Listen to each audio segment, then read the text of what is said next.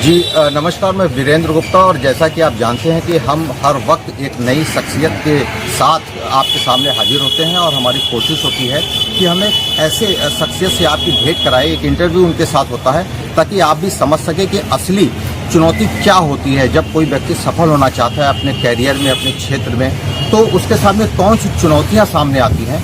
हमारे साथ इस समय सीमा शाही जी मौजूद हैं और सीमा शाही जी के बारे में हम संक्षिप्त में आपको बताएंगे कि आपने वॉइस ओवर की दुनिया में बहुत बड़ा नाम कमाया है, आपकी एक पहचान हो चुकी है और आपकी आवाज़ को लाखों लाख लोग सुनते हैं एफएम रेडियो के माध्यम से, और तमाम ऐसे आपने मीडिया लाइन में भी काम किया है। सीमा जी, आपका स्वागत है। जी, मेरा नाम है सीमा शाही।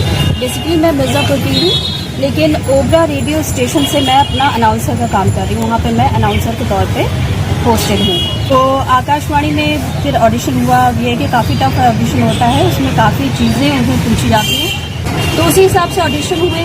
पढ़ाई के बाद से मुझे लगा कि हाँ कर सकते हैं इसको, तो एक चांस मिला वहाँ पे, तो मैंने करियर वहाँ पे अपना शुरू किया। करते करते धीरे धीरे फिर हम आगे बढ़ते गए और बीकॉम मैंने सोनभद्र से किया। फिर यहीं मिर्ज़ापुर से ही मैंने जीडी बिलानी कॉलेज से एम.कॉम किया, तो पढ़ाई पूरी की। उसी के साथ साथ मैंने जॉब के भी कई चीज़ें ट्राई की, तो बस इसी फील्ड में शुरू कर दिया। लोग ये भी जानना चाहते हैं कि आपने इस फील्ड में आने के पहले आपके सामने तमाम बैरियर्स रहे होंगे। आपके परिजन, आपके परिवार के लोगों ने कहा होगा कि आप इस लाइन में आप कैसे जाना चाह रही हैं, कितनी सफलता मिलेगी। क्या ये भी सिचुएशन आपके सामने आया था? जी बिल्कुल आया था, क्योंकि ये होता है कि हम अलग से अगर एक किरदार बन के उभरते हैं तो घर वाले या फिर माहौल हमारा साथ नहीं देता। लेकिन मेरे साथ ये पॉजिटिव पॉइंट था कि मेरे घर वाले भी मेरे साथ थे। एक्चुअली मेरे पापा, मम्मी और मेरी बहनें और भाई एक तरह से सब रेडियो में ही काम कर चुके हैं एक तरह से। तो शुरुआत हुई थी कि उन्होंने बहुत अच्छा सपोर्ट दिया, और ये सपोर्ट बहुत ज़रूरी होता है, क्योंकि हम अकेले कोई लड़ाई नहीं लड़ सकते जब तक हमारे साथ कोई खड़ा ना हो। बिल्कुल, जैसा कि आपने बताया कि समस्याएं तमाम आती हैं, लेकिन यदि इच्छा शक्ति ज़बरदस्त हो तो शायद ये तमाम बैरियर्स बहुत छोटे नज़र आते हैं। मैडम, ये बताएं कि आज के वर्तमान माहौल में आप क्या सलाह देना चाहती हैं अपने जैसे हम उम्र लोगों को जो कैरियर की तलाश में? युवा होने के साथ साथ मैं युवाओं को ये भी बताना चाहूँगी कि हर कोई अपनी एक ख्वाहिश रखता है, सभी के अपने अपने ख्वाब होते हैं। अगर वॉइस की दुनिया आपको अपना नाम कमाना है तो पहले तो आपको अपनी इच्छा शक्ति मजबूत करनी होगी। इससे मजबूती से ये होगा कि आप ये निश्चित करें कि आपको वही करना है। अगर आप निश्चय नहीं करेंगे, आप दिल से शक्ति आपकी नहीं रहेगी, तो आप उस फील्ड में आगे नहीं बढ़ सकते। और प्लस आपको अपने ऊपर विश्वास होना चाहिए कि हम सीखेंगे, क्योंकि एक बैग हम शुरुआत नहीं कर सकते। तो आपको सीखने के लिए पहले रियाज़ करना, जैसे संगीत में लोग रियाज़ करते हैं, आवाज़ खोलते हैं, तो उस तरह से आप आवाज़ खोलने के लिए ऐसा होता है कि हमारे अधिकारी ने बताया था कि शुरुआत में ट्रेनिंग में कि आप रोज़ पेपर पढ़ें, बुलंद आवाज़ में रोज़ पेपर पढ़ें, ताकि आपके वर्ड क्लियर हों, आपकी आवाज़ खुले, तो उस तरह से आप लोग अपनी चीज़ें शुरू कर सकते हैं। तो पहले जब तक तैयारी नहीं होगी हम एग्ज़ाम में बैठने की बात ही नहीं कर सकते, तो इसलिए आपको तैयारी पूरी रखनी होगी। और सोचिए, बिल्कुल सोचिए, कोई भी चीज़ नामुमकिन नहीं है, आप हर काम कर सकते हैं।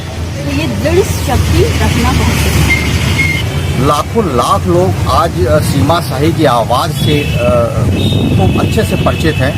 पहली बार शायद वो किसी टेलीविज़न चैनल में और सोशल मीडिया में आ रही हैं सामने। अब हजारों और लाखों दर्शक उनको आवाज़ से और चेहरे से भी पहचानेंगे।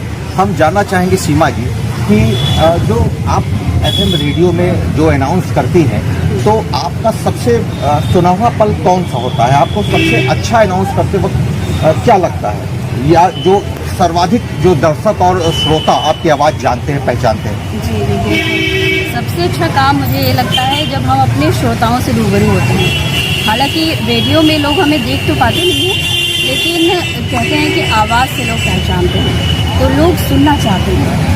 तो जब फ़ोन इन कार्यक्रम होता है जिसमें हमारे श्रोता हमें कॉल करते हैं और हम उनसे बातें करते हैं, उसके बाद उनके फरमाइशी गीतों को सुनाते हैं, तो सबसे अच्छे पल मुझे लगते हैं। वो एक अंदाज आप जो सुनाती हैं, वो एक अंदाज, उस तर्ज पे ज़रा आप एकाक ऐसे लफ्ज़ का इस्तेमाल करिए ताकि हम लोग लगे कि देखते हुए भी हम रेडियो में ही आपको सुन रहे हैं। इस वक्त आप हैं आकाशवाणी ओबरा के साथ और आपके साथ मैं हूँ सीमा शाही। तो आइए आपके पसंदीदा कार्यक्रम को हम आपको सुनवाने जा रहे हैं, जो है कि फरमाइशी फिल्मी गीतों का फोन इन कार्यक्रम हेलो फरमाइश। इसमें हम आपको सुनवाते हैं आप ही के पसंद के प्यारे प्यारे गीत। तो आइए लेते हैं अपना सबसे पहला कॉल। क्या बात है, बिल्कुल ये जो अंदाज रहा और बहुत ही निश्चित रूप से जो भी सुनेगा और जो भी इनके श्रोता हैं वो रह नहीं पाएंगे और आज अपने आप को ज़्यादा भाग्यशाली और उत्साही महसूस करेंगे। बेहतर माहौल के नाते हम ये आपसे जानना चाहेंगे कि अगर आपके क्षेत्र को युवा चयन करना चाहते हैं तो कैसे जा सकते हैं? जी बिल्कुल, हमारा क्षेत्र जैसे रेडियो का है, तो रेडियो में क्या होता है कि प्राइवेट सेक्टर भी है और गवर्नमेंट सेक्टर भी है। तो गवर्नमेंट ये वैकेंसीज निकालती है और उसमें आपको ऑडिशन के लिए बुलाया जाएगा। तो ऑडिशन आप देने के लिए अप्लाई कर सकते हैं। तो उसके लिए मिनिमम है ग्रेजुएशन आपका होना चाहिए। तो ग्रेजुएट अगर आप हैं तो आप अप्लाई उसमें कर सकते हैं। आप ऑडिशन के फॉर्म भरिए, वहाँ पे आपको बुलाया जाएगा। आप ऑडिशन में अगर पास हो जाते हैं तो आप वहाँ सेलेक्ट हो जाएंगे। तो कॉन्ट्रेक्चुअल बेस पे होता है ये। और अगर और भी अपॉर्चुनिटी की बात करें तो प्राइवेट सेक्टर भी आपके लिए बहुत अच्छा हो सकता है, जैसे कि उसमें एडवर्टीजमेंट के लिए, अनाउंसमेंट के लिए, और रेडियो जॉकी जो होते हैं आप हमेशा FM पर सुनते आते होंगे, तो उस तरह से आप उसमें भी ट्राई कर सकते हैं। ऑडिशंस हर किसी में होंगे, तो आपको पता लगाना पड़ेगा कि ऑडिशन की डेट क्या है या वैकेंसीज कब है। एक और चीज़ लोग जानना चाहते हैं कि जो आज के वक्त में तमाम युवा भटक रहे हैं, वो दिग्भ्रमित हो रहे हैं और वो समाज के मुख्य धारा से जुड़ने के बजाय वो अनावश्यक जो है वो दूसरी बातों पर ज़्यादा फोकस करते हैं। आप क्या संदेश देना चाहती हैं ऐसे लोगों को जो समाज के मुख्य धारा को पकड़े? मीडिया फील्ड देखिए हर तरह का है, रेडियो है, आपका टीवी है, हर चीज़ है। हर चीज़ में आपको उसमें जुड़ना पड़ेगा, अपने आप को पहले पहचानना पड़ेगा कि आप ये काम कर सकते हैं कि नहीं। तो आपकी आवाज़, आपका प्रेजेंटेशन अच्छा है कि नहीं, आप पहले खुद पे ट्राई करें। वॉइस की दुनिया में अगर मैं आप बताना चाहूँ तो voice over, voice dubbing artist, ये सब अलग अलग होते हैं। वॉइस ओवर होता है कि जैसे डॉक्यूमेंट्री हम करते हैं तो उसमें हम बोलते हैं, तो उसमें एक्टिंग नहीं करनी होती। और डबिंग होती है किसी चीज़ की हमें वॉइस एक्टिंग करनी है, किसी कैरेक्टर को हमें उसके कैरेक्टर को हमें अपने अंदर डालना है। तो इस तरीके से हो जाता है।